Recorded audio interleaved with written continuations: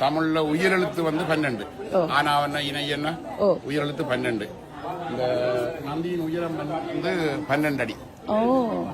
12 அடி. ஓகே. மெய்யெழுத்து 18. குற்றுவரெழுத்து மெய்யெழுத்து. இந்த கொடிக்காம்பத்தின் உயரம் 18 அடி. மீதமுள்ள உயிர் மெய்யெழுத்து 216. 247 12 போயிட்டு 18 போயிட்டு மிச்சம் 216. இந்த ராஜோபுரத்தின் உயரம் வந்து 216 அடி.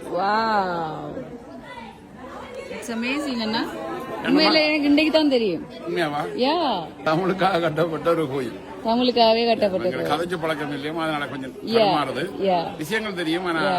இதுல கண்டோம். Great information. ஆக்சுவலி நிறைய பேருக்கு தெரியாம இருக்கு. இப்ப என்ன மாதிரி வந்து நிறைய பேருக்கு தெரியாம இருக்கு இந்த விஷயம். இது உயிரெழுத்து 12, மெய்யெழுத்து 18 கொடிக்கம்பம். உயிர் மெய்யெழுத்து 216 216 அடி. இது 18 அடி, இது 12 அடி.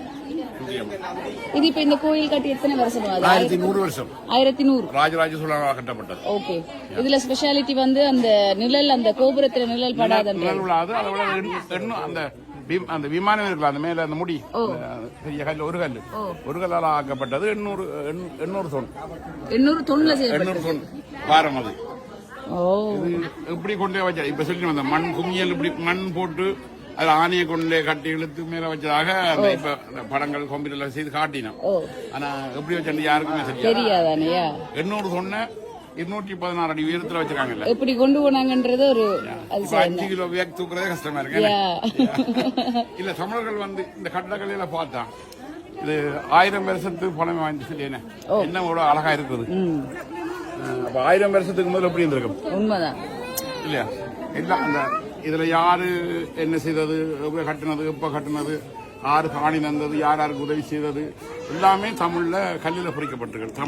தமிழ்ல குறிக்கப்பட்டிருக்கு. தமிழ் எழுத்துல அழியாம இன்னும் 1100 வருஷமா தமிழ் அழியாம இருக்கு. ஒரு சில உலகத்தின் ஒரு சிறந்த விஷயம் உண்டு. நைஸ். நன்றி. தேங்க்யூ. நன்றி அண்ணா.